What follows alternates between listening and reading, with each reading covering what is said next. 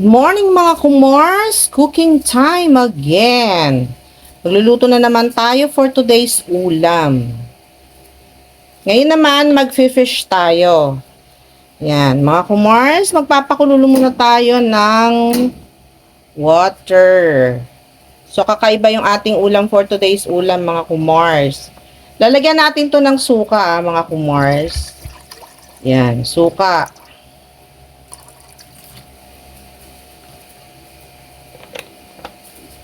So, tinansya ko lang yung paglagay ng suka, pero nasa ano yan, half cup. Kung gusto nyo damihan, pwede, mga kumars. And then, sabay-sabayin na natin ha, mga kumars. Ayan, mga kumars. So, lagay ko na yung asin. Asin. Huwag yung damihan masyado ang inyong asin ha, mamaya umalat. Mas maiging matabang dahil pwedeng remedyohan. Kapag ka maalat, hindi po maganda sa health. Okay, mga kumars? Lalagyan na natin siya ng sibuyas. Fish po ang lulutuin natin for today's ulam, mga kumars. And then, ilalagay ko na yung ating kamatis. Gusto ko sabay-sabay na yung ating mga ingredient. Para pagka yan ay kumulo, mabilis nang maluto. Okay, mga kumars? Ngayon, takpan muna natin, mga kumars. Tatakpan lang natin. Antayin natin siyang kumulo at wag nyo muna pong yan bubuksan. At bakit po hindi ko pinabubukas? Mahihilaw ang suka ninyo, mga kumars. Pag nahilaw ang suka, nako po, medyo masakit sa lalamunan. Kaya mas maigi po, pagka naggaganyan kayo, may niluto kayo na nilalagay nyo po ng mga suka, wag nyo pong binubuksan kasi nahihilaw yung suka. Tapos pansin nyo, kapag ka niluluto nyo, iba ang lasa, di ba? Yung masasakit sa lalamunan, ganun pagkahilaw ang suka. Antayin lang natin siyang kumulo bago natin lalagyan ng black pepper. So, alam nyo ba ang luto ko for today's ulam? Ano po yan? Pinangat sa kamatis na kakaiba. Kasi ang karamihan ng mga nagpapangat, kamatis-kamatis lang, no? So, sa akin, may suka at kamatis. Natutunan ko po yan, mga kumars. Natutunan ko po yung recipe na yan. Sobrang yummy po yan. Sobrang sarap. At saka, hindi po yan agad nasisira. Alam nyo yung ibang mga niluluto ko, minsan may mga suka kasi para ma-preserve like menudo, apretada. Lalagyan nyo lang pong konti, hindi madami, no? Para lang hindi masisira yung inyong pagkain. Ayan. Antayin lang natin siyang kumulo, mga kumars. Pa-like, share, and subscribe na rin, mga kumars. Para naman kumalat yung ating YouTube channel. Hindi man tayo malaking YouTube channel pa. So, malay nyo naman someday lumaki yung ating YouTube channel. Maliit pa lang, kukunti lang ang subscriber ko. Pero, hoping someday, hindi natin alam. Yan. Nagmo-moist. Nantay lang natin siyang kumulo. Pag kumulo na po yan, tsaka nyo buksan. Kasi ang inaano ko po dyan, yung mahihilaw yung suka Pwede nyo nang ilagay yung ating paminta pag kumulo yan, yung inyong isda, yung siling, panigang, of course. Pwede pong lagyan pala yan. Pipitas muna ako sa aming bakuran, sa aming farm. Hindi po. Meron lang kaming tinanim na alugbate. Lalagyan ko lang siya ng konting alugbate para may gulay. Para po may gulay. Pwede pong lagyan nyo yan ng gulay. Para naman medyo may twist. Tsaka meron kayong gulay na makakain. O, di ba mga kumars? So, yummy yan mga kumars. Try nyo yung recipe na aking ginawa. Promise. Hindi po kayo magsisisi. Tsaka, healthy, very healthy. Kasi fish. Fish na may gulay na. Kukuha po ako ng ilang pirasong alugbati para magkaroon lang kami ng gulay. O, ayan. Kaya maganda magtanim kayo sa bakuran nyo. May nagtanim kayong talbos kamote or katulad yun, alugbati, kangkong. Madali lang naman po yan tumubo. Madali na rin namang mabuhay. Ayan, mga kumars, kumukulo na. So excited.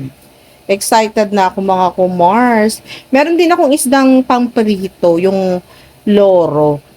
Yun naman, para maalis ang lansa, meron po akong gagawin dyan, mga kumars, para mas yummy. Ayan, kumukulo na, naaamoy ko yung suka. Kumukulo na siya, naamoy ko po yung suka. Kaya po, kailangan talaga, huwag niyo pong bubuksan. Abay, nako po. Masakit po sa lalamunan kapag hilaw ang suka, hindi po masarap.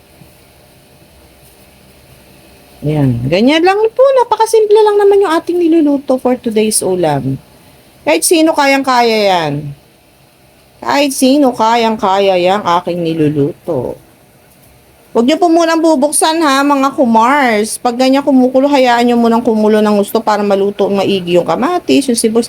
Of course, yung suka po ang talagang inaano ko dyan na maluto.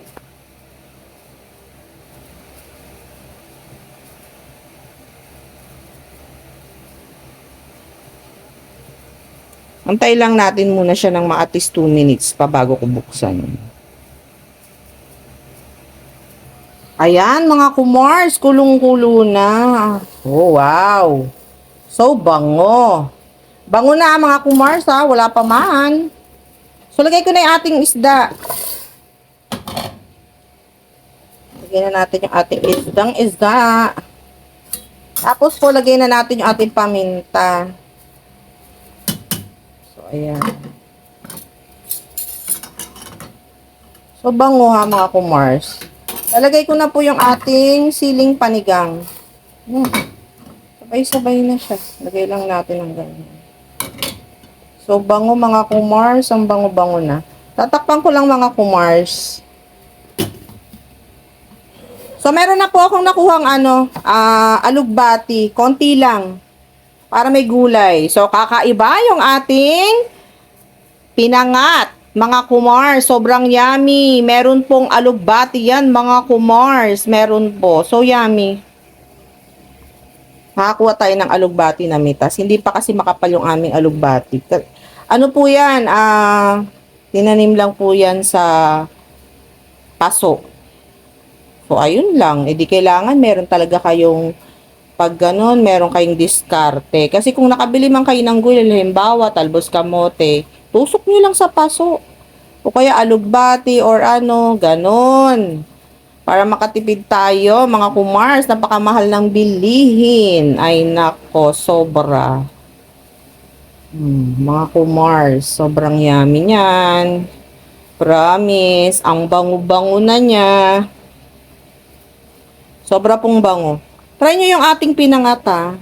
Kakaiba po yung ating pinangat for today's ulam. Ibang-iba. Sa mga typical na mga pinangat. Diba?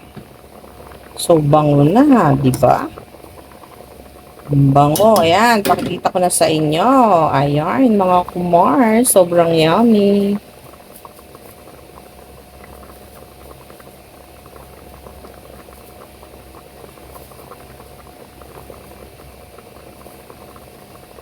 Yung isda natin sariwa.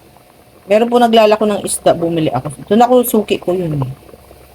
Tikman ko nga. Tikman ko nga.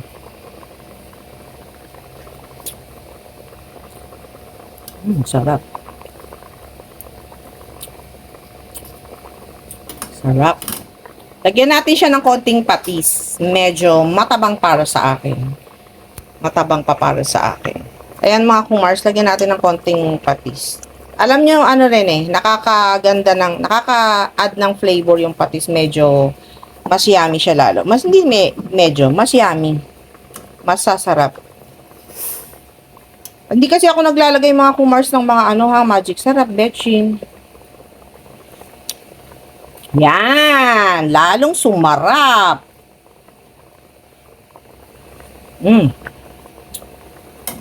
Ang sarap mga kumars. Try nyo yung ating recipe mga kumars. Ayan. So, yummy nga. Diba? Promise. Sobrang sarap. Ayan mga kumars, lalagay na yung ating konting gulay. Para may gulay. Alugbate. Mga kumars, kahit na ano namang gulay, pwede dyan ihalo nyo. Pwede. Para naman at least may gulay kayong kinakain. Ayan, luto na yung ating pinangat na may twist with alugbate. Ayan lang. Luto na to mga kumars. Pwede nang chumibog. Ayan lang. That's it for today's video. Bye!